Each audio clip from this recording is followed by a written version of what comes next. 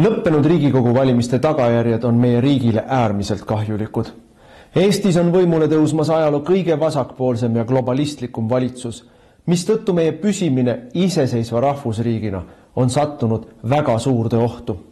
Peale selle lasub valimistel pettuse kahtlus. Rahvuskonservatiivide kahjustamiseks algatati valimiseelsel nädalal koordineeritud laimukampaania ning e-hääletuse puhul ei ole välistatud tulemuse manipuleerimine Reformierakonna kasuks. Kui ka sinule on vastuvõetamatu see, kuhu me ühiskonnana liigume, siis liitu Eesti Konservatiivse Rahvaerakonnaga. EKRE on eestimeelne, tõe ja õiguse eest võitlev rahvaliikumine, millest on tänaseks saanud parlamendi suurim ja tegusaim opositsioonipartei. Järgnevatel aastatel seisab meil ees raske võitlus. Peame tagama, et valimistel oleks pettus välistatud. Me peame kaitsma oma riiki massiimmigratsiooni, odava võõrtööjõu ning riigi teerullipoliitika eest. Me peame ära hoidma vaikiva ajastu kehtestamise ja rahva vaesumise. Iga meie liige saab anda oma panuse, et Eesti jääks eestlaste rahvuskoduks. Mida rohkem meid on, seda tugevamad me oleme. Erakonnaga liitumise juhendi leiab veebilehelt ekre.ee. Eesti eest. Raadiosaade Räägime asjast. Eesti asjadest nii nagu need on, räägivad Mart ja Martin Helme ning nende huvitavad saatekülalised pühapäeviti kell 11. Loe põnevate teemade kohta rohkem ka uudisteportaalist uueduudised.ee. Tere tulemast kuulama raadiosaadet Räägime asjast. Me räägime asjast Tre raadios, Ring FM'is, Ruut FM'is ja Kuressaare pereraadios pühapäeva hommikuti kell 11. Kõik, kes on poliitika saate huviliste kuulajad, saavad nüüd parima tunni nädalas. Mart Helme ja Martin Helme sisustavad seda siin. Võtame ka ühe ploki raames endale huvitava külalise ja teemad on meil siis niimoodi, et me räägime nüüd sellest Soome lahel toimunud sõjalisest vastasseisust Eesti ja Venemaa vahel seoses nii-öelda varilaevastiku kinnipidamisega ja sellele anname siis tähenduse ja teeme siin analüüsi. Siis me räägime sellest, et Rail Balticu projekt on nüüd siis tõehetk on kätte jõudnud. Oligi varastamise projekt, hiigelvarastamise projekt, ongi kokku varisenud selle tegelik toimimine, aga meil uhatakse miljardeid edasi. Rain Epler käis korruptsioonivastase võitluse erikomisjoni istungil seda teemat kuulamas, vaatamas ja jagab meiega muljeid. Kolmandaks läheme siis Lähis-Itta, seal toimub palju. Trump tegi turnee siis Araabia riikides või naftariikides, kuidas iganes me neid nimetame, ja Türgis on siis lahti rullumas läbirääkimised või läbirääkimiste ettevalmistused Ukraina ja Venemaa vahel ja sellega seoses sai veel kord kinnitust, kui lootusetult nurka on ennast mänginud Euroopa ja Euroopa diplomaatia. Aga ennem kui me Euroopa diplomaatia nurka mängimisest räägime, siis tuleb rääkida sellest, kui kohutavalt on alandanud ja kahjustanud Eestit meie tänane valitsus. Kui metsikult halba positsiooni on meid viidud ja rügatakse edasi sõjalise konflikti toomiseks Eesti ja Venemaa vahel Eesti enda territooriumil. Ja see jutt käib loomulikult sellest nii-öelda varilaevastiku laeva kinnipidamiskatsest, mis siis sai alguse teisipäeval. Eesti avalikkus sai sellest teada alles neljapäeval ja loomulikult mitte Eesti enda allikatest, vaid välismaalt. Meie peavoolumeedia surmani seisab selle eest, et süvariigi propagandat teha sellest, millest rääkida ei tohi, ei räägi, sellest, millest rääkima peab, räägib. Ja ei tohtinud rääkida sellest, et Eesti läks nii-öelda kinni pidama laeva ja sai praktiliselt kaela kuuma konflikti Vene õhuväega. Eesti siis merelaevastik ja ka piirivalve kopter vist oli, või kumba pidi seal käis, et politseilaev ja piirivalve... Meil ei ole piirivalve, meil on politsei- ja piirivalveameti, ma ei tea palju neid koptereid meil järele on jäänud, oli omal ajal 4 kopterit, kui mina minister olin. Nendest üks oli kogu aeg remondis ja noh, selles mõttes ka roteeruvas remondis, et hoolduses võiks siis pigem öelda. Aga palju neid praegu lennuvõimelisi, mina ei oska öelda, sellepärast, et meie valitsuses me arutasime korduvalt ja tahtsime tegelikult ju käivitada uut kopterihanget. Me oleme sellest korduvalt siin saadetes ka varem rääkinud. Uued laevad tahtsime piirivalvele. Ja uued laevad tahtsime tellida, meil oli põhimõtteliselt ju rahagi kokku lepitud koalitsioonis, et tellida suur ja võimas laev, sellest me oleme ka saates rääkinud. No ei tellitud ja vastupidi, siis piirivalvelaevad anti veel kaitsejõudude käsutusse. No nendest laevadest ma mäletan, et üks laeva nime ei mäleta praegu, oli juba tookord niivõrd amortiseerunud, et põhimõtteliselt oli jutt sellest, et see tuleb maha kanda, välja vahetada ja sellepärast oligi jutt sellest, et me peame uued laevad tellime oma Eesti laeva ehitajatelt. Ja see oli ka siis juba koroonaaeg oli pihta hakanud, et me teeme nii-öelda tugitellimusi, riigipoolseid tugitellimusi, et meil teatud tööstusharud, majandusharud välja ei sureks, vaid ikkagi elus püsiksid, kuni see koroonajura mööda saab. Et sellised mõtted olid, meid joosti pikali ja kõik meie plaanid loomulikult lükati laua pealt maha.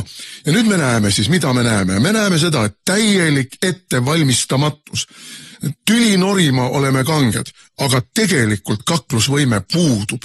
Kaklusvõime puudub täielikult ja lisame siia juurde veel selle, et toimus ju samal päeval meil ka see nii-öelda häireproov. Ja sõnumid tulid eri aegadel. Sõnumid mõnedele tulid, mõnedele ei tulnud. Sireenid praktiliselt ei kostnud kuskile. Ma ei kuulnud kuskil ühtegi sireeni. Umbes kolmandik. Kas ei töötas halvasti või töötas valesti, või valel ajal või valesti. Et see oli ju ka täielik läbikukkumine. Kõik need puhevil nii-öelda julgeolekuametnikud, kes käivad meil valitsuse eriistungitel ja Riigikogu komisjonides tähtsa näoga ja meedias tähtsa näoga lehvivad, kes küsivad meilt mõõtmatuid summasid raha, et tähtsat asja teha. Ja mis nad siis meile teinud on? Käkerdise, see ei tööta, mitte miski ei tööta meil, alates sellest, et elanikkonna teavitusest ja lõpetades sellest, et kui me ju võtsime selle aasta aprillis vastu eraldi seaduse just nimelt selle jaoks, et neid varilaevastikke siis paremini saaks kinni pidada, ja selle seaduse tõi meile ju jälle need puhevil rinnaga julgeoleku jublakad, võllid, kes meile tõid Riigikogusse seaduse, peab vastu võtma, kes poolt ei ole, on putinist, me peame oma territoriaalvett kaitsma siin Vene varilaevastiga. Aga mis nüüd on? Tegelikult ju läks Eesti rikkuma rahvusvahelist mereõigust, sest et seda laeva ju üritati tegelikult siis sisuliselt kaaperdada rahvusvahelistes vetes. Jah, Eesti majandusvöönd, aga see majandusvöönd ei tähenda seda, et meil on seal õigus jõudu kasutada või pardale minna või üle võtta. Seda õigust meil ei ole. Ja kui me kõik räägime, et põhimõtteliselt, miks see tähtis on? Kogu Eesti nii-öelda moraalne üleoleku tunne suhetes Venemaaga või suhtes Ukrainasse põhineb ju sellel jutul, kuidas meie oleme rahvusvahelise õiguse ja rahvusvaheliste reeglitepärase maailmakorra poolt. Aga reeglitepärase maailmakorra nurgakiviks on rahvusvaheline mereõigus. Ja siis me lähme ise seda rahvusvahelist mereõigust rikkuma. Ja lähme niimoodi rikkuma, et saame kohe vastu tatti. Tõmbame siis saba jalge vahele, jookseme minema ja siis hakkame nurga tagant rusikatega vehkima, et meil tegelikult ei olnudki plaanis seda laeva üle võtta, meil tegelikult ei olnudki soov, me saime, mis me tahtsime, ta läks meie vetest ära. See on valetamine, seegi on ju rahvale näkku valetamine. Ta ei olnud meie vetes, me sundisime või tahtsime sundida teda tulema oma vetesse ja siis tuli 2 Vene lennukit, mis lendasid sealt olukorrast üle ja kõik said aru, et siin kakluses meil ei ole enam midagi teha, kui nad tule avavad, siis on sule puru järel ja siis tõmmati tagasi. Ja mida sellega näidati, mida sellega tõestati? Mitut asja tõestati. Esimene asi on see, et Eesti tänane valitsus töötab palehigis selle nimel, et viia Eesti sõtta Venemaaga. See oli selle asja eesmärk, seda tehakse edasi, seda tehakse igapäevaselt edasi. Meie ülesanne, meie valitsuse ülesanne, mis töötab rahvusvahelise sõjapartei hüvanguks, on tekitada tuline konflikt, relvakonflikt Venemaaga ja me olime sellele väga lähedal. Eesti merevägi ja Vene õhuvägi olid sisuliselt üksteist kirbule võtnud ja No Eesti mereväel ei ole võimekust no siis oleks tuld saanud, siis seal oleks laibad taga olnud, venelased oleks avanud meie mitte tuld. Võinud need 2 meie laeva Raju ja admiral Kurvitsa põhja lasta, ilma igasuguse probleemita. No tõenäoliselt ka selle Poola Migi, mis tõsteti õhku siis, kui venelased tulid siia lendama ja lendasidki meie õhuruumi ja ma arvan, et lendasid meelega meie õhuruumi, õigemini täpsemalt ma arvan, et neil oli täitsa suva sellest. Neil oli lihtsalt suva sellest. Me teeme, mis me tahame ja sellega näitasid meile jälle koha kätte, mida tähendab NATO õhuturve ja mida kogu see asi näitab. See kõik on üks bluff, pabertiiger. Et me oleksime saanud õhulahingu Eestis või õhusõja Eestis, mille käigus meie mereväega tulistatakse, mille käigus NATO lennukid Vene lennukitega meie õhuruumis tulistavad, et seda ju tahetigi. Aga selle tahtmise käigus saime me ka seda teada, et selles olukorras ei saada hakkama. See sai ka nüüd kõigile selgeks, sai venelastele selgeks, ma lugesin lääne lehti, ma lugesin inglise lehti. Ma ütleksin selle kohta venekeelse sõna bažaar, täielik häving, täielik piinlik läbikukkumine häving. No Vene meedia oli täis videoklippe ja kirjeldusi ja mõnitust ja irvitamist ja halvustamist, aga ka süüdistamist ja ähvardamist. Ja mis siis oli mingisugune Vene eru mereväelane, ma ei tea, praegune rahvasaadik, kommenteeris omalt poolt kuskil Vene portaalis, et eks me teeme siit oma järeldused. Eesti tahab sõda. Mis ei ole vale järeldus muide. Eesti tahab sõda. Ja teeme siin täpsustuse. Eesti tänane klikk, tänane valitsus tahab sõda. Eesti rahvas ei taha, meie erakond ei taha. Ja meie neile seda kandikul pakkuma ei lähe, aga kui nad jätkavad seesuguseid provokatsioone rahvusvahelistes vetes, siis Vene sõjalaevad hakkavad Vene sadamatest ja Vene sadamatesse kaupu vedavaid laevu rahvusvahelistes vetes turvama. Et mida te siis saite nüüd, kallid sõbrad, tegelikult meil on ju admiralid ja kommodoorid ja meil on ju kindralid ja brigaadikindralid ja olles küll põgusalt ja okupatsiooniarmees aega teeninud, siis ma võin öelda, et seal oleksid nad majori ja podpolkovniku taseme maksimaalselt välja teeninud, maksimaalselt need meie admiralid ja kindralid, et tase on ju selline, mis siis Eesti kaitsejõud on pataljoni tasemel õppusi teinud ja te tahate pataljoni tasemel õppuste läbiviimise kogemusega minna armeedega sõdima, suurte armeegruppidega, brigaadidega sõdima. No lihtsalt hullumeelsus, sest et praeguseks on nüüd täiesti selge see, Euroopa on võitlusvõimetu in corpore, meil ei ole Euroopas ühtegi võitlusvõimelist armeed. Nad on näidanud seda nii Afganistanis, kui Malis, kui Süürias, kus kohas tahate veel. Kõik need Euroopa armeed on võitlusvõimetud. Ja ma lugesin ka, just oli mingi Briti analüüs, mis ütles, et vähemalt inimpõlv, 25 aastat, läheb aega enne, kui Euroopa suudab sõjaliselt muutuda sedavõrd võimekaks, et ta reaalselt on võimeline sõdima teiste suurriikidega. Inimpõlv, see on 25 aastat. Mind selle aja peale tõenäoliselt ei ole enam siin ilmas. Mitte tõenäoliselt, vaid kindlasti ei ole. Ma ei usu, et ma 100-aastaseks enam. Aga mis siis vahepeal toimub? Vahepeal toimubki üks ärplemine ja lihtsalt välja meelitamine, et kuule, aga venelane, pane meile siis üks korralik liter ära. Aga see ärplemine ju praegu põhimõtteliselt jõudis sinna faasi välja, mille eest me oleme hoiatanud. Et sellel ärplemisel on tagajärjed ja me hakkame selle tagajärje eest hinda maksma. Ja nüüd on oluline rääkida, me juba kuulsime, mida siin Pevkurid ja Michalid, et aga alguses kusjuures täiesti eri juttu.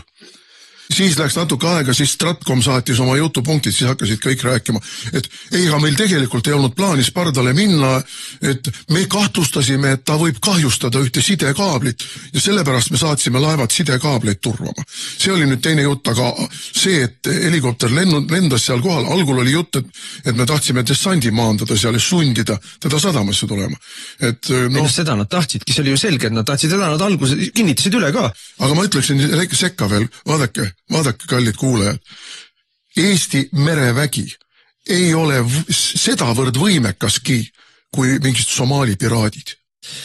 No siis tuli Stratcom oma mulaga ja see mula on selline, et peamegi võitlema varilaevastikuga ja peamegi seda ja teiste tegema ja me ei saa siin põlve nõtkutada, nagu meile siin Michal laias Riigikogus. Ja mina ütleksin selle kohta niimoodi, et jälle ollakse lihtsalt millestki täiesti joobnud. Meie ei ole impeerium ja meie ei ole see riik, kes lõpetab ära Vene varilaevastiku sõidud. Lihtsalt ei ole, tulge palun reaalsusesse, tulge palun adekvaatsusesse. Sellega saaksid võib-olla hakkama suurriigid, võib-olla Briti laevastik, ma ei ole kindel, aga võib-olla Saksa laevastik, ma ei ole kindel, aga võib-olla. Prantsusmaal on väga väike laevastik, ehkki nad seal midagi on rohkem kui meil, aga Eesti ei ole see riik, mis Balti merel kutsub esile vastasseisu Vene laevastikuga ja nii-öelda paneb siin kehtima rahvusvahelised sanktsioonid, muide rahvusvahelist õigust rikkudes tegelikult, sest rahvusvahelistes vetes ei saa nii teha. Ja meie siis oleme need, kes lähevad seda Venemaa varilaevastikku kinni pidama. See on absoluutselt ebaadekvaatne jutt. See on süüdimatu, enesetapjalik jutt, et meil on kohustus seda teha. Ei ole. Meil ei ole võimekust ja ei ole meil ka kohustust seda teha. Me võime öelda, et see on halb, mis nad teevad. Ma olen nõus, et see on halb, mis nad teevad.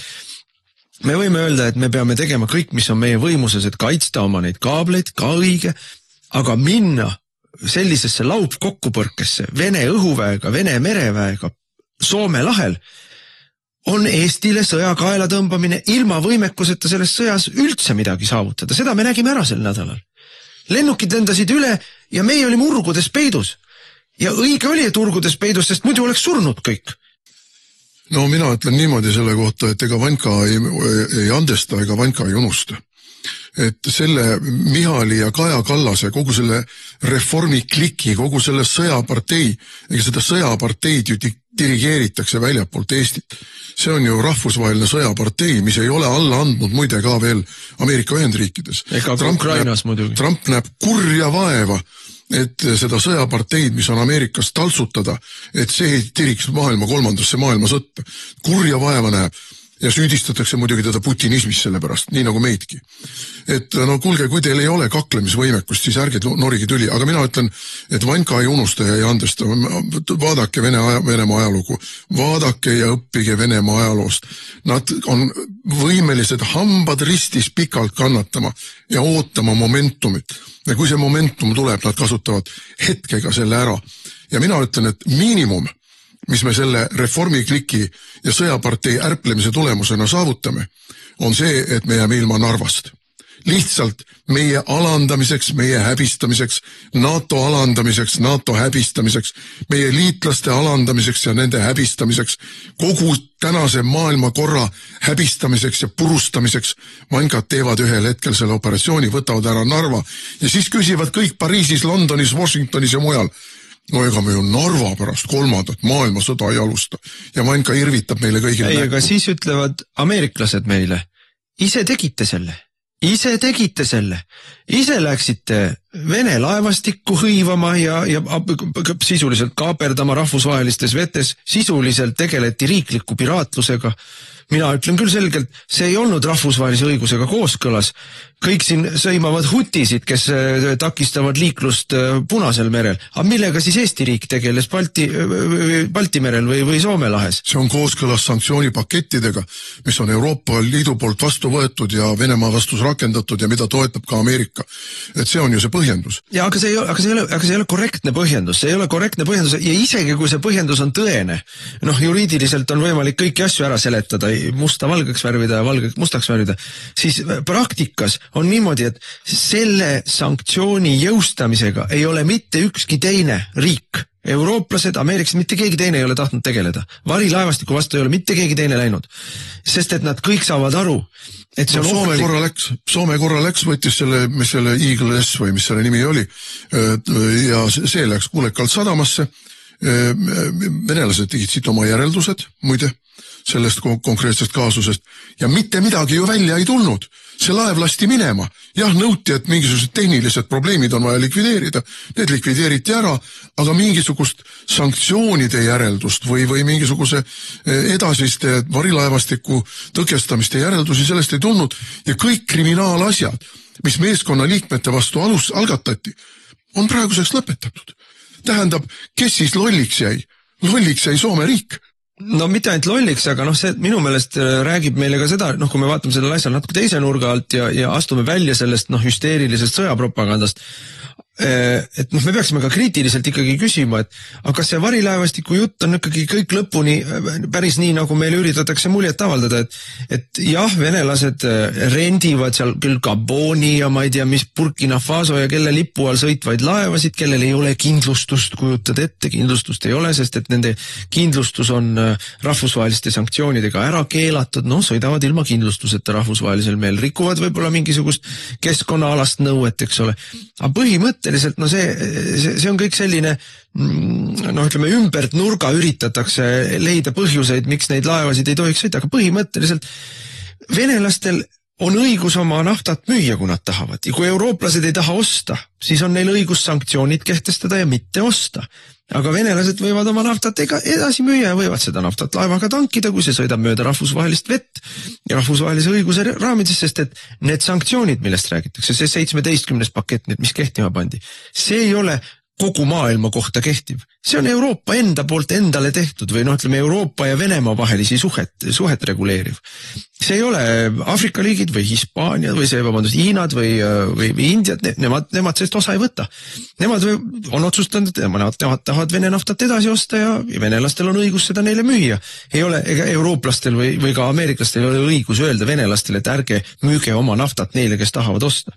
No, see ongi kahtlane koht juba teine, mis ma tahtsin veel öelda on see, et nüüd meie põhiline jutt on see, et ähvardavad kaableid lõhkuda, ähvardavad siin küll elektrikaableid, sidekaableid. Meil ei ole ühtegi tegelikku tõestust sellest, et mõni varilaevastiku laev päriselt neid oleks lõhkunud. Küll aga me teame, et Nord Streami lasid õhku lääne eriteenistused. See on selline nii-öelda avalik saladus. Et ei olnud keegi teine kui lääne eriteenistused, kes selle Nord Stream õhku läks. Ehk siis need võltslipu operatsioonid, kus siis tegelikult neid mingeid kaableid lõhutakse, võivad olla samamoodi. Ma ei ütle, et on, aga võivad olla samamoodi lääne enda eriteenistuste tekitatud, et siis saada ettekääne nende laevade osas. Et see kõik ei ole nii üheülbaline, nagu meile avalikust üritatakse näidata. Ja, no ma tahtsin öelda seda, et sanktsioonideks Iraan on juba 1979-80 aastast alates sanktsioonide all ja täpselt samuti Iraani mullade režiimi on püütud lämmatada sellega, et Iraani nafta ei pääseks turule. See ei ole töötanud. See ei ole töötanud. Iraan on jätkanud oma mullade režiimiga, Iraan on arendanud oma tuumavõimekust, Iraan on tõenäoliselt välja töötanud praegu potentsiaalselt juba tuumapommi tootmise ja kasutamise võimekuse, ka kanderaketid on olemas, et see sanktsioonitamine, see takistab ja see teeb ebamugavaks põhimõtteliselt. Ei likvideeri seda, et sa mingisuguse sulles vastumeelse režiimi suudad kukutada. Ei suuda. Ja täpselt sama on ka Venemaaga. Ei suuda kukutada. Ja kui me tuleme tagasi selle Rail Balticu teema juurde, mida me siin, siis Rail Balticu surm, mis on tegelikult surm praegu ja muutunud, nii et ta on muutunud ainult rahapesuprojektiks. Surm on ju suuresti tingitud sellest, et Venemaaga kaupa ei ole ja Euroopa, Lääne-Euroopa, mis tahtis meie kaudu ja Rail Balticu kaudu vedada ka Venemaa kaupu Lääne-Euroopasse, on huvi kaotanud selle vastu. See on üks tulemus kõigele sellele. Nii et siin, aga mida ma tahan kindlasti öelda kõige selle tausta selgituseks veel on see, et mida me näeme Eestis, mida me näeme läänes laiemalt, aga mida me Eestis näeme eriti. Meil ei ole enam absoluutselt mitte mingit normaalsust. Meil ei ole tegelikult üheski elualas toimivaid poliitikaid, toimivaid struktuure ja tegelikku toimimisvõimekust. Meil on ainult üks propaganda, meil kõik on muutunud propagandaasutusteks. Kaitsejõud on propagandaasutus, Kaitseliit on propagandaasutus, Siseministeerium on propagandaasutus, Politsei- ja Piirivalveamet on propagandaasutus. Kõik tegelevad ainult propagandaga. Kliimaministeerium samamoodi. Aga tegelikult mitte midagi tehtud ei saa. Teid ei ehitata, maksed tõstetakse, inimesed on sunnitud sisuliselt Eestist juba massiliselt lahkuma.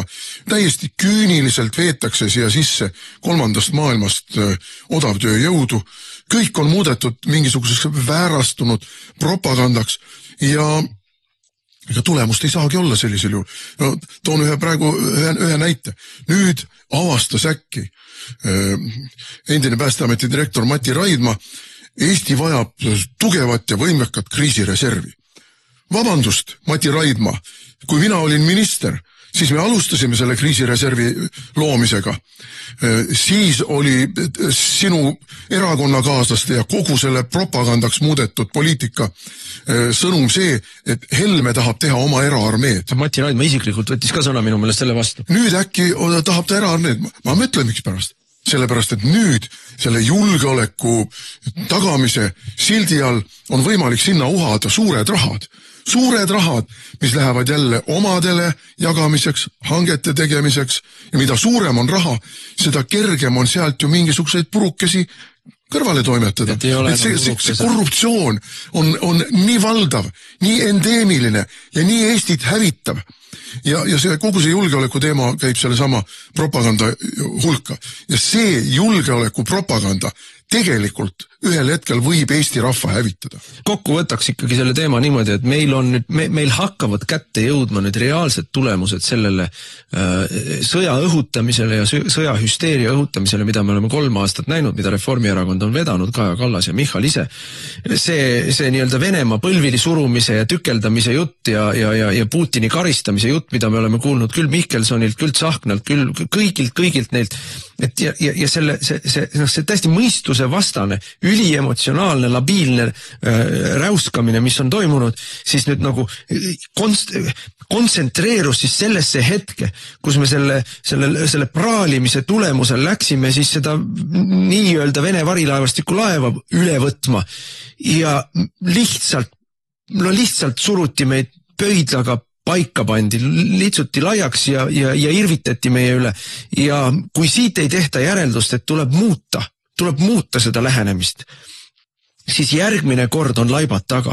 Me saame selle sõja ja sellel sõjal on laibad taga ja neid laipasid saab palju olema. Ja see on hukutav kurss, mida meile tänane valitsus toob. Raadiosaade Räägime asjast. Eesti asjadest nii nagu need on, räägivad Mart ja Martin Helme ning nende huvitavad saatekülalised pühapäeviti kell 11. Loe põnevate teemade kohta rohkem ka uudisteportaalist uueduudised.ee. Aga me võtame nüüd telefonile Rain Epleri, kes on meie erakonna fraktsiooniliige ja erakonnaliige ja valitud Lõuna-Eestist, nii et siin Rail Baltic puudutab ainult selles mõttes, et see sealt läbi ei lähe. Maksta saada ka küll ja sa oled ka erakonna esindaja sellises komisjonis Riigikogus nagu korruptsioonivastase võitluse erikomisjon, mis siis sellel nädalal arutas. Rail Baltic on nii habemega teema, et me võiksimegi jääda sellest rääkimata, aga asi on jõudnud teatud faasi nüüd ja see faas on selline, et nüüd on vist enam-vähem ausalt ja päriselt välja öeldud, et kiire rongiga Berliini ei hakka me mitte kunagi saama. Aga räägi meile siis sellest erikomisjoni istungist. Ja kõigepealt tervist ja tõepoolest nõustun sellega, mis sa sissejuhatuses ütlesid, et Võrumaad puudutab Rail Baltic tõesti niimoodi, et ta siit läbi ei lähe, aga ta ikkagi Võrumaad rahalises mõttes puudutab sama palju kui kõiki teisi eestimaalasi, et see Rail Baltic on üks koht, kuhu palju maksuraha on läinud ja läheb ka edasi. Tõepoolest, esmaspäeval oli üks, ma ütleks, selle aasta võib-olla värvikamaid korruptsioonivastase erikomisjoni istungeid. Külas oli Läti parlamendi Rail Balticu uurimiskomisjoni juht, lisaks Riigikontroll, lisaks Rail Baltic Estonia juht loomulikult, Kliimaministeeriumi esindaja, ja isegi tegelikult minu üllatuseks oli kohal ka Elroni esindaja, aga see haakubki selle teise mõttega, mis sa just ütlesid, et öeldigi väga selgelt ja otse välja, et me räägime täna Tallinn-Häädemeeste raudteest. Sest et nii nagu lätlased väga selgelt ütlesid, neil täna ei ole rahastust isegi Riia lähistel asuva suure terminali ehituse jaoks või neil ei ole täna plaani, et kust see raha tulema peaks. Neil ei ole rahastust suurte sildade jaoks, mis oleks Lätis vaja ja neil ei ole ei projekteerimist, ei ole ei maid täielikult omandatud ega ka rahastust selles osas, mis puudutab Riiast põhja poole tulevat raudtee osa, mis tähendab, et Läti poole pealt meieni raudtee kindlasti 2030 ei jõua. Kuna see on nii vana asi, siis tuleb mõned asjad minu meelest meelde tuletada, et Rail Balticu asja on räägitud meil põhimõtteliselt alates 2011. aastast ja siis arutati, kas ta läheb üle Tartu või läheb üle Pärnu ja siis räägiti ikkagi, kohe hakkas meile see jutt käima, et me läheme üle kitsale Euroopa laiusele ja hakkame Tallinnast kiiresti otse sõitma Berliini, et vahepeal peatume veel Riias ja siis sõidame Vuhinal Berliini ja see kõik võtab aega, seal võib-olla mõnikümmend tundi on see rongisõit kokku või ma isegi ühe ööga läheme ära. Et see on see, millega meil räägiti ja siis, kui see ära kukkus, sest kõigile sai selgeks, et 1000 eurose piletiga ööpäev läbi rongis loksuda olukorras, kus sa saad 30 euro eest Berliini Ryanairiga mõne tunniga, et see lihtsalt ei hakka tööle, siis räägiti meile, kuidas kaubad hakkavad liikuma, et me oleme ikkagi siin transiidiriik ja tuleb Venemaalt kaup Tallinnasse, Muuga sadamasse, seal laeme ümber ja siis läheb vurinal Euroopasse kas või kuskile Lissabonini välja.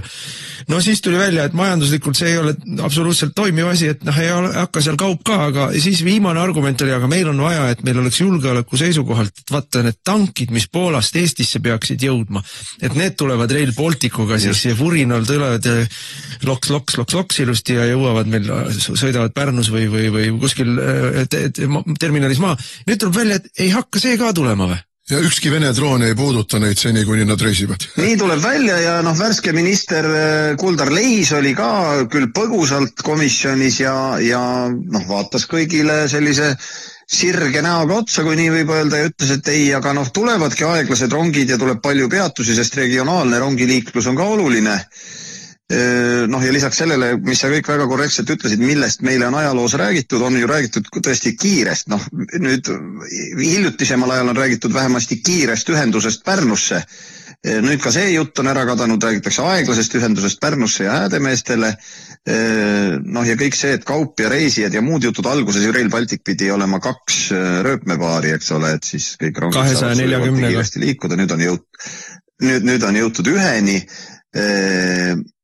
Me just siin kolleeg Priit Sibulaga arutasime infot, mis on tulnud Leedust ja arutasime, et tegelikult ka leedukatega peaksime ühendust võtma ja täpsemalt järgi uurima, aga praegune info on, et Leedus ei ole ehitatud raudteed, kus rongid saaksid sõita isegi 160-ga. Nii et kõik see kiire rongi jutt, rahvusvahelisuse jutt, see on tegelikult vastu taevast lennanud, aga nagu ma enne ütlesin, et tuleksime siis selle komisjoni koosoleku juurde korra. Kliimaministeeriumi ametnik peale selle kõige kuulamist, mida räägivad lätlased, kui saab sõna, ütleb ikkagi, ei, aga meie usume ja meie töötame plaaniga, et 2030 ikka hakkavad rahvusvahelised rongid kiiresti Euroopasse sõitma. Ütleme, see selline külmavereline, absurdse lolli jutu ajamine ausalt öeldes on väga üllatav, et pehmelt öelda, et see on sellepärast, Rain, et sa oled alles esimest koosseisu Riigikogus. Võib-olla jah, et ei ole nende ametnikega nii palju kokku puutunud ja siis, kui eks ole, tegelikult on tõstatunud küsimus, alguses ju algas Rail Baltic sellise 3 riigi ühisprojektina, rahvusvahelise projektina ja sellele on küsitud ka Euroopast raha. Ja nüüd tegelikult üks küsimus, millele vastamisest meie nii ametnikud kui ka asjaga seotud poliitikud kõrvale hiilivad, millele vastamisest on see, et kui nüüd ühes või teises riigis jääb midagi tegemata, siis kas vastutust kannavad kõik koos. Ja jällegi Kliimaministeeriumi ametnik, kui ma talt seda küsisin, ütles, meie sellist riski ei näe.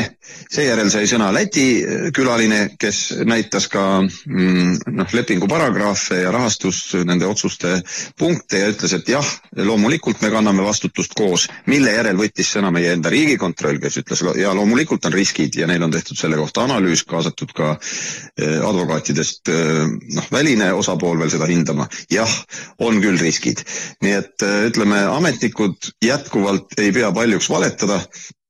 sõna otseses mõttes ja et mitte liiga pikalt seal sellesse komisjoni aruteludesse kinni jääda, et minu soovitus on, et inimesed võiksid seda järgi vaadata, kellel asja vastu huvi on, seal absurdi oli palju, aga tuli ka palju uut infot. Ma siis lõpetaks kõige absurdsema väitega, mille esitas ametnik, kes ütles, et aga see on ju tegelikult positiivne, kui need rongid Häädemeesteni sõitma hakkavad, siis ei lähe rööpad rooste. No ma ütleks selle peale niimoodi, et meil on vaja siis ehitada Häädemeestele ka üks suur ooperiteater. Me siin Estonia juurdeehitusega kuidagi hakkama ei saa, aga teeme selle siis Häädemeestele. Sellepärast, et omal ajal oli jutt sellest, kuidas me saame kiiresti rongiga Berliini ooperisse.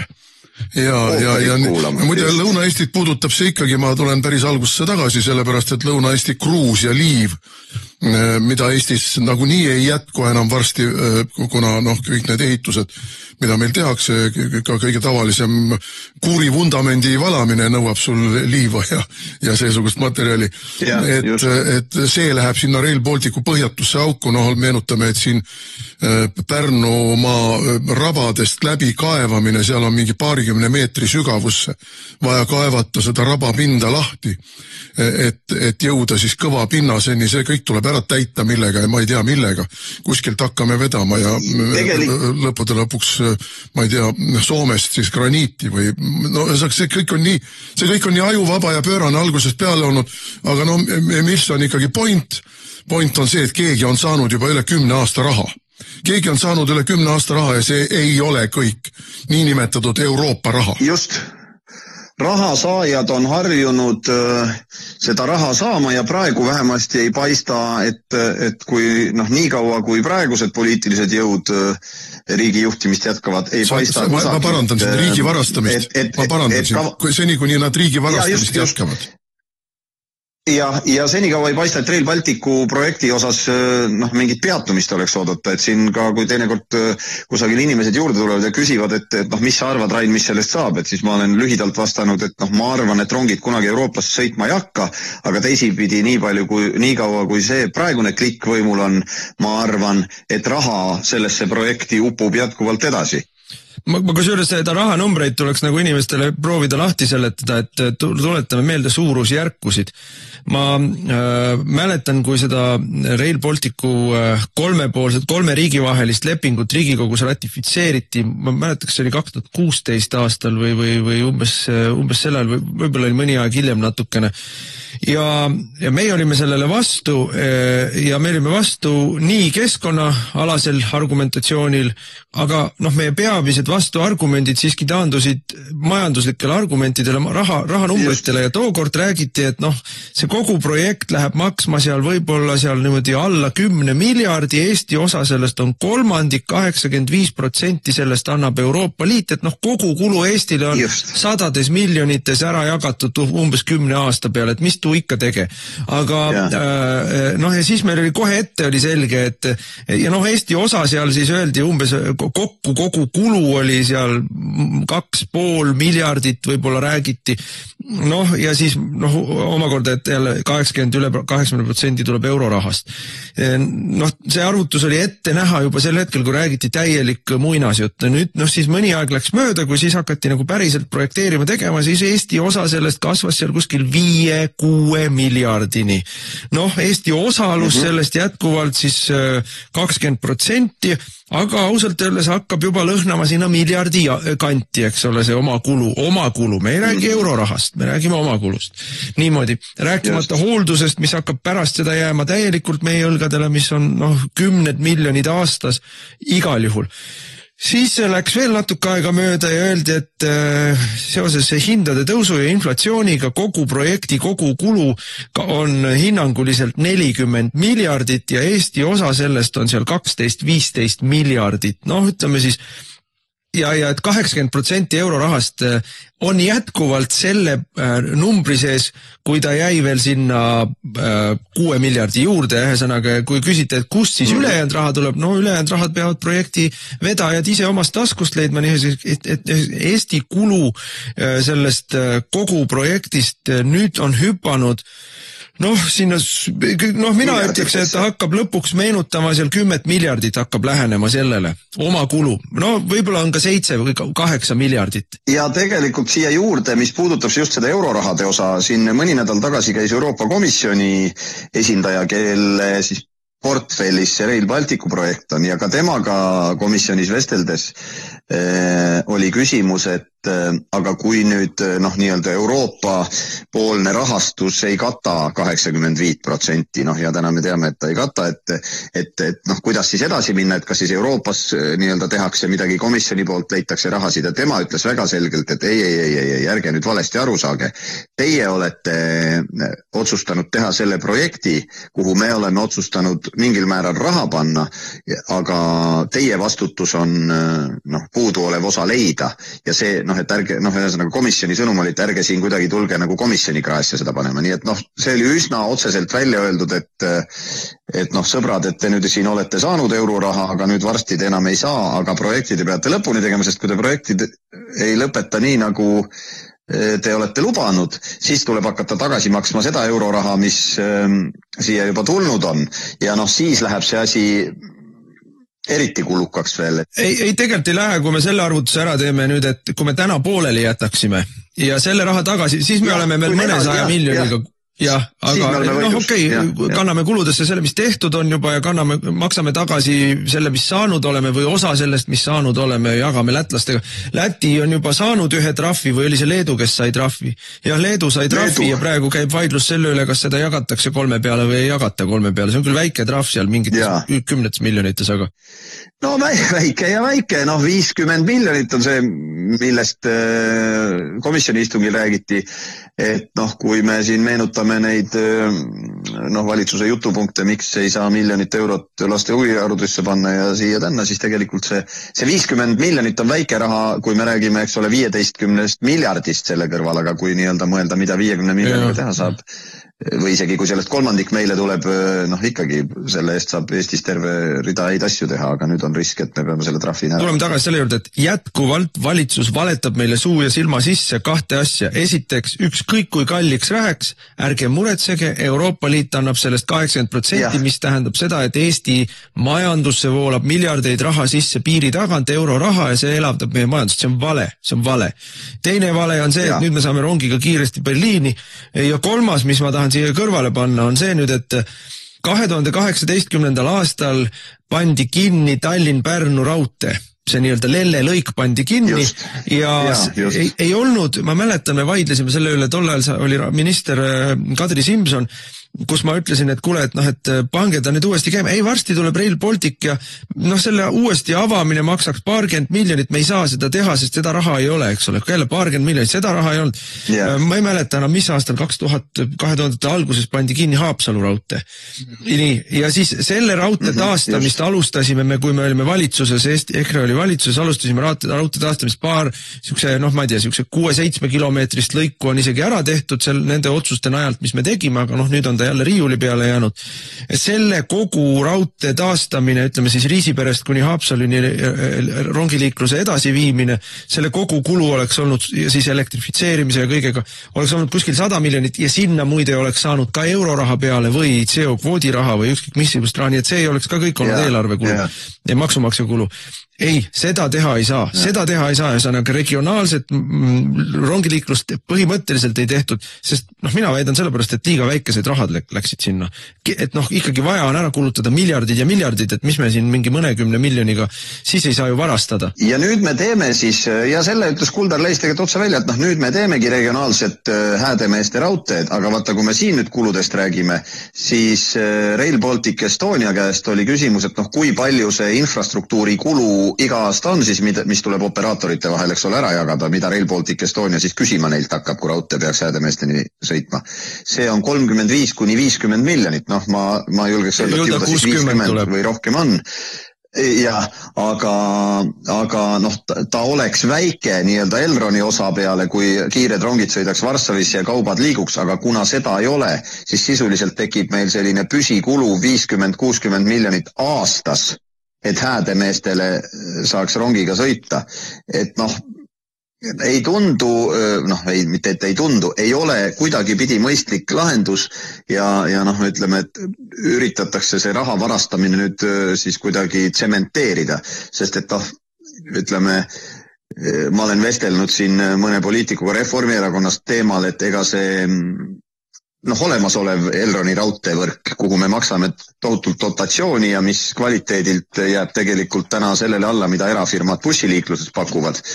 Et äkki me mõtleks, et ei maksa seda dotatsiooni enam, et sõidame bussidega, mille peale ütles üks Reformierakonna poliitik, aga et mis me siis selle raudteega teeme, et keegi peab raudteele seda raudtee ülalpidamise raha maksma, et täna meil siis finantseerime asju, mis käivad meile üle jõu ja mis meile ka mingit suurt lisaväärtust ei paku, nii et ja tahame ühe sellise veel juurde ja kogu tänase Elroni võrgu infratasu on kusagil suurusjärgus 30 miljonit aastas või natuke alla, lihtsalt, et numbrid võrdlusesse panna. Ja see sama Häädemeeste lõik tuleks siis 50 miljonit aastas. Et see ei ole nagu, sellel kõigel on algusest saadik puudub. Ja selle tõttu me tegimegi, me esitasime neljapäeval Riigikogule otsuse eelnõu Rail Balticu projekt lõpetada. Ja ma ütlen selles mõttes küll, et kõik need jutud sellest, et aga siis me peame mingi raha tagasi maksma, ükskõik kui palju me peame tagasi maksma ja selle üle saab pikalt vaielda ja selle üle saab kaubelda ja võib-olla lõpuks ei peagi midagi maksma. Ükskõik, mis see summa tuleb, see saab olema kõige väiksem kahju, mille me sisse võtame selle projektiga üldse. Absoluutselt. Nii et meie ettepanek on Rail Baltic lõpetada, me selle paneme parlamendis, kas see parlamendis sellel kevadistungjärgul üldse päevakorda pannakse, ma hästi ei usu, aga jälle, kui me valitsuses olime, siis me tegelikult suretasime sama meetodiga nagu lätlased Rail Balticu projekti välja. Me ei eraldanud maid, me ei eraldanud projektirahasid, me lihtsalt suretasime projekti välja. Lätlased on seda teed läinud.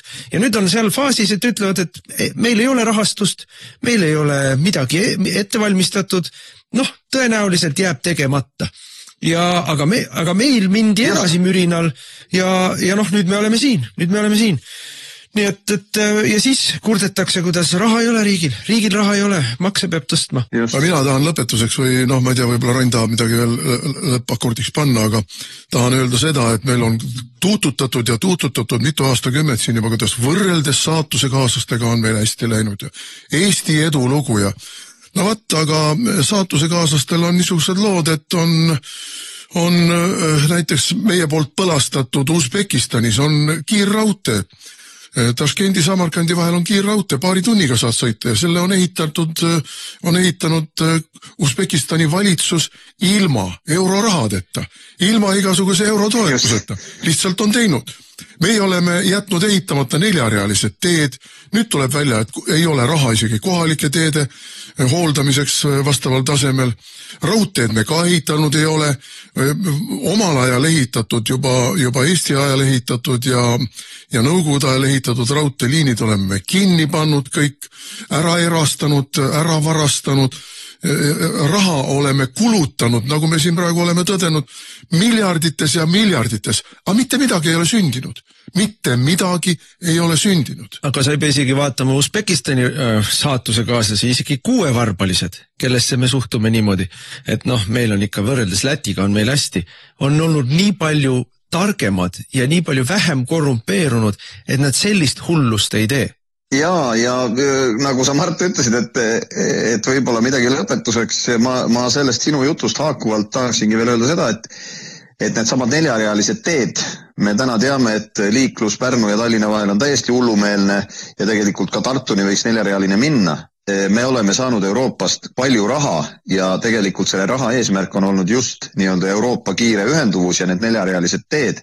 Eestis on see ära kulutatud kusagile mujale ja täna ei ole välistatud võimalus, et ühel päeval me hakkame Euroopaga vaidlema selle üle, kas me ka selle eest peame trahvi maksma, et meil ei lähe 4-realist teed, näiteks ei ole Tallinna ja Riia vahel, eks ole, meil ei ole Pärnunigi. Nii et tõepoolest, miljardeid on kulunud, aga seda baasi, mille pealt saaks nii-öelda arengut õitsengu suunas jätkata, tegelikult ei ole loodud. Ma ei hakka siin energeetika teemadesse minema, et täna on Eesti ikkagi kehvas seisus ja kui me siin vaatame ka numbreid, tõesti lätlased, leedulased, eks ole, siis Leedu nüüd on meist mööda läinud ja ongi mööda läinud sellepärast, et võib-olla mingeid aastaid tehti mingeid asju aeglasemalt, küll aga tehti lähtuvalt oma riigi huvidest, hoiti oma tööstust elus ja nii-öelda vaadati pikka plaani, millest meil palju räägitakse, aga keegi ei ole aru saanud, mis see pikk plaan on. Nii et nüüd, kuidas seda vahet tasa teha... Alustuseks tuleb hangude ja rehadega Toompeale minna ja klikk välja vahetada. Tegelikult mitte enne me ei lähe mitte midagi paremaks, kui EKRE tagasi tuleb. Kuule, aga aitäh sulle, Rain, et rääkisid meile sellest ja eks me jätkame sellel teemal tampimist ja jõudu sulle siis Lõuna-Eestisse. Jaa, aitüma. Raadiosaade Räägime asjast. Eesti asjadest nii nagu need on, räägivad Mart ja Martin Helme ning nende huvitavad saatekülalised pühapäeviti kell 11. Loe põnevate teemade kohta rohkem ka uudisteportaalist uueduudised.ee. Jätkame saadet, saate nimi on Räägime asjast räägivad Mart Helme ja mina Martin Helme ja siis nüüd välismaale ja Lähis-Idasse. Lähis-Idas on nüüd mitu sündmust korraga. See, mis Eesti meedias kõige rohkem kajastamist leiab, on loomulikult siis võimalik või ütleme mingil tasemel toimuv siis ukrainlaste ja venelaste läbirääkimised, rahuläbirääkimised Ukraina sõja lõpetamise teemal. Siin tõmmati kõikidele meie Kajadele ja kõikidele von der Leyenitele, Macronidele, kõigile tõmmati müts pähe. Mütsi pähe tõmbajaks olid nii venelased kui ameeriklased ja see jälle, me näeme seda, mida me näeme ka Eestis siin suhetes Venemaaga selline ärplev, ebaadekvaatne ärplev hoiak, et kõigepealt nädalavahetusel või siis kui 9. mail käisid siis tuusad käisid Kiievis kokaiini tegemas, et siis teatati, anti venelastele, pandi kell tiksuma ja anti aeg, selleks ajaks tuleb teil sõda lõpetada, see aeg tuli ja läks ja tuli välja, et mitte midagi ei juhtunud.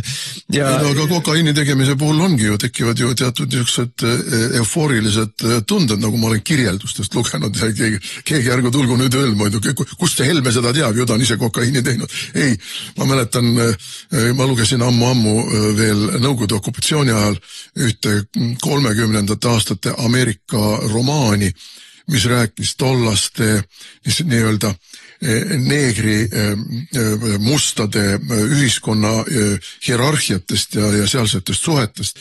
Ja seal üks tegelane, kes esimest korda kokaiini proovis, kirjeldas siis seda, missugune eufooria teda tabas ja missugune energiavoog ja kuidas see tema seksuaalsusele mõjus ja nii edasi. Nii et ma räägin seda puhtalt ilukirjanduse põhjal. No ja muidugi, kui me sellest kokaiinist korra veel üldse peatume, siis mitte ainult internetis, vaid ka peavoolumeedias ikkagi ja algul näidati kaadreid, kus siis Macron, Merts ja Starmer istusid siis rongis ja ajakirjandus vajus sisse ja siis nad kiirkorras koristasid laua pealt ära mingeid naljakaid valgeid pakikesi ja nuusutamislusikaid või kõrsi või mis asjad need seal oli. Ja selle asemel peavoolumeedia, et küsida, kuulge, mis asi teil seal oli ja miks teil nina valge on ja miks teil silmad vilavad. Selle asemel peavoolumeedia kuulutas kohe.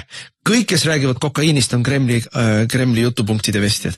Ehk siis, ajakirjandus ei tee mitte seda tööd, mida ta tegema peaks, et küsida, et kuulge, mingi kahtlane värk oli, et andke palun seletusi, küsime pressikonverentsil, et mis siis see oli ja miks te nii tegite, mis toimus seal. Selle asemel kohe siis õukonna meedia võtab selle nii-öelda kaitsva positsiooni, tegeleb selle tööga, et hakata tümitama kõiki inimesi, kes tahaksid vastust saada sellele küsimusele, mida nemad ei küsi. Aga tuleme selle Lähis-Ida juurde tagasi.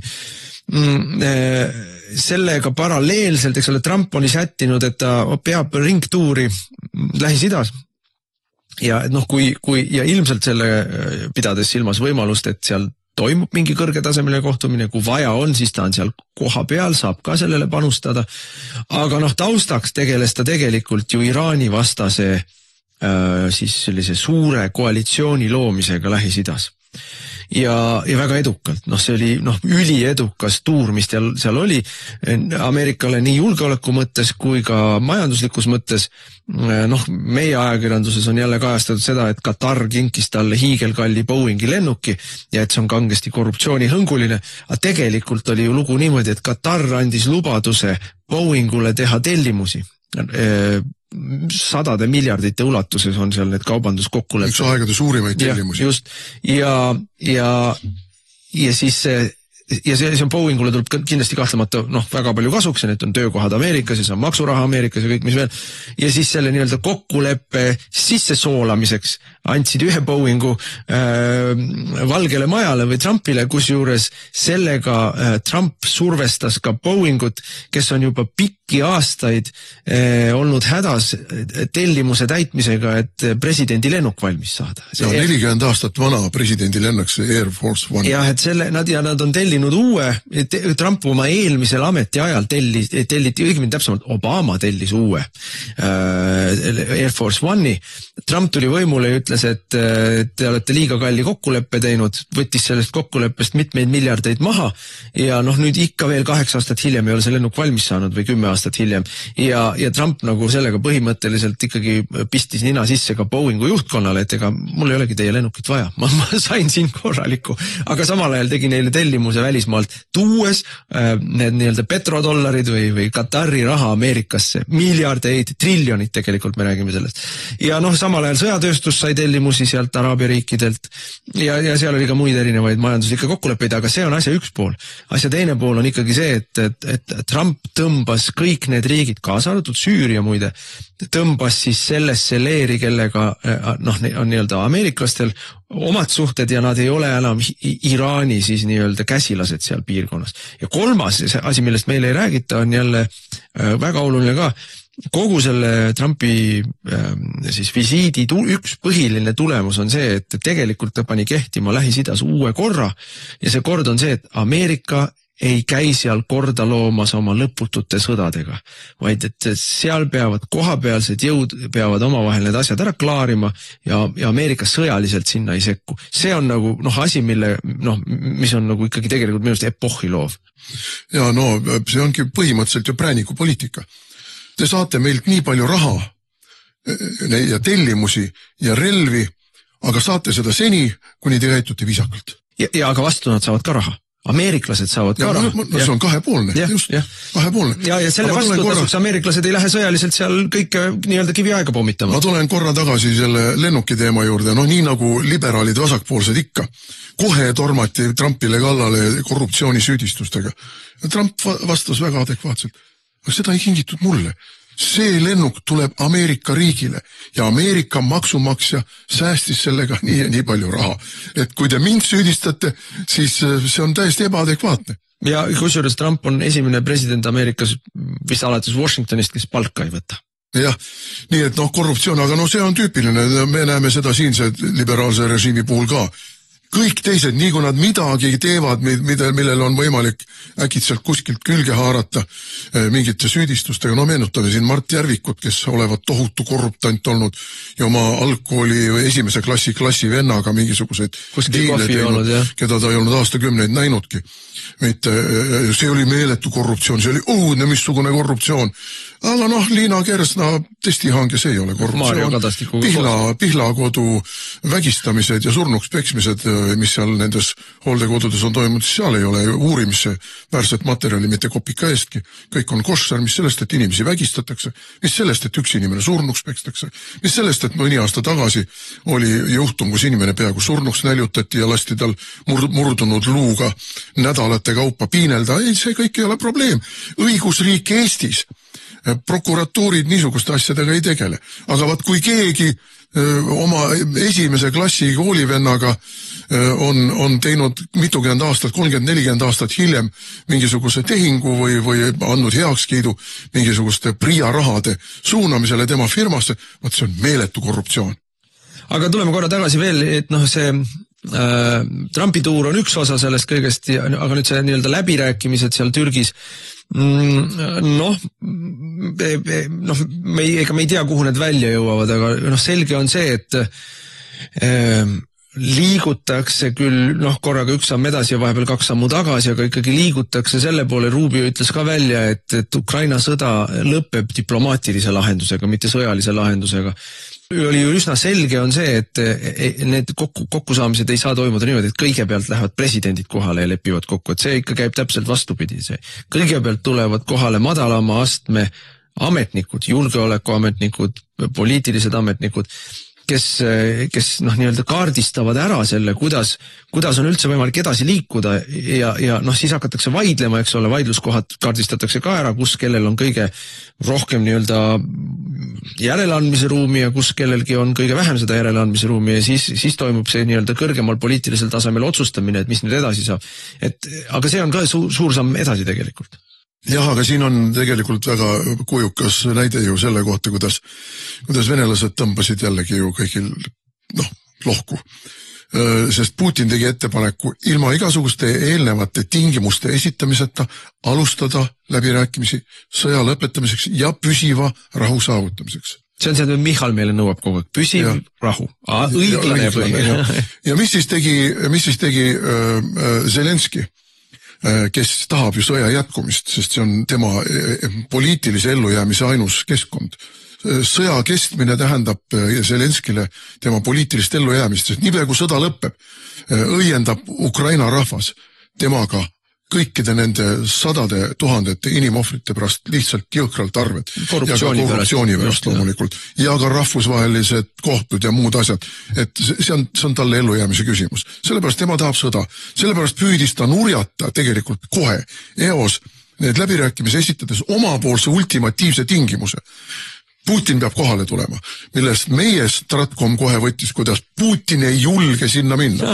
Ei, Putin ei ole mingis hirmu sinna minna, aga Putin ei lähe sinna selleks, et Zelenskiga tõtt vahtida, kumb esimesena silma pilgutab, vaid... Ei, kõik me nägime seda, mida Zelenski korraldas Valges Majas, kui ta Trumpiga kokku sai. See oli samamoodi. Trumpi administratsioon tahtis neid maavarade lepinguid teha madalamal tasemel. Ja tehnilisel tasemel Zelenski meeskond oli see, kes kategooriliselt nõudis, et see peab toimuma presidentide tasemel ja näost näkku. Ja siis ta läks sinna kohale, planeeritult ja ettevalmistatult korraldas skandaali. Ja venelased ei lähe sellele liimile pärast seda. Ja venelased selle peale ütlesid, et president ei tule sellepärast, et president tuleb siis, kui on mingid tulemused saavutanud. Aga tulemusi ei ole võimalik ju ette prognoosida, missugused nad on ja millal nad tulevad. Ja Trump, kes oli valmis minema 3-poolsele kohtumisele, jättis ka minemata, sellepärast, et ka tema ei ole huvitatud sellest, et Zelenski seal skandaalitseb. Sellest ei ole keegi huvitatud. Ei Putin, ei Trump. Kaja Kallas ikka on. Kaja on muidugi ju. Tema tahaks ise Kaja ja Tsahkna ju lendasid sinna kohale. Ma ei tea, missugust tribüüni Tsahkna loodab seal saada, et kus ta siis läheb jälle revolutsioonile kutsuma inimesi. Aga mis nüüd on? Nüüd on ikkagi protsess käivitatud ja ameeriklased on istunud ukrainlastele, Zelenskile konkreetselt ja nõuavad, et see ei saa lõppeda ainult mingisuguste skandaalitsemiste ja infooperatsioonidega, vaid see protsess peab liikuma edasi rahu suunas, aga siin on öelnud omapoolselt välja ka Rubio, et tegelikult lahendatakse Ukraina sõja küsimus Putini ja Trumpi kahepoolse kohtumisega. Ja siin on meie nii-öelda peavoolumeedia või Stratcom jälle valetab meile, kuidas et Trump avaldab survet ainult Zelenskile. Ei. Ameeriklased avaldavad väga tõhusat survet ka venelastele. See lihtsalt on vähem nähtav. Ärme unusta seda, et jälle see on seotud selle ameeriklaste ringtuuriga Lähis-Idas. Ainuüksi see, et nafta hind on langenud oluliselt, on venelasi pannud käituma teistmoodi. See on teinud rohkem kahju Vene sõjamasinale. Trumpi naftapoliitika ja energiapoliitika, mis on toonud hinnad alla, mis on temal ka üks suur sisepoliitiline eesmärk, et energiahinnad alla tuua, on vähendanud venelastel siis riigieelarve tulusid oluliselt suuremal määral kui need 17 paketti Euroopa sanktsioone. Ja see on palju tõhusam olnud ja palju rohkem avaldanud survet Venemaale kui igasugused eurooplaste sanktsioonid. Nii et selles mõttes see jutt, et Trump pressib Zelenskit, aga ei pressi Putinit, on lihtsalt jälle meile näkku valetamine. Ma ütlen lõpetuseks muidugi seda veel, et tegelikult peaks olema kõikide eranditult kõikide Eesti inimeste huvides see, et see sõda seal lõpeb. Lõpetame ära selle ukrainlaseks olemise, lõpetame ära selle sinikollase lipuga lehvitamise. Sel hetkel, kui lõpeb see sõda, on võimalik uuesti samm-sammult hakata taastama normaalset majanduslikku olukorda, mis jõuab jällegi mõningase viiteajaga absoluutselt iga Eesti inimese rahakotti positiivses mõttes. Et see sõja lõpetab ära väga paljud mõttetud raiskamised, mõttetud kulutamised, mõttetud abi andmised ja kajastub võib-olla aasta jooksul, võib-olla 2 aasta jooksul Eesti inimeste elatustaseme tõusus. täname kõiki kuulamast, aeg sai läbi, kuulake meid jälle nädala pärast. Raadiosaade Räägime asjast. Eesti asjadest nii nagu need on, räägivad Mart ja Martin Helme ning nende huvitavad saatekülalised pühapäeviti kell 11. Loe põnevate teemade kohta rohkem ka uudisteportaalist uueduudised.ee.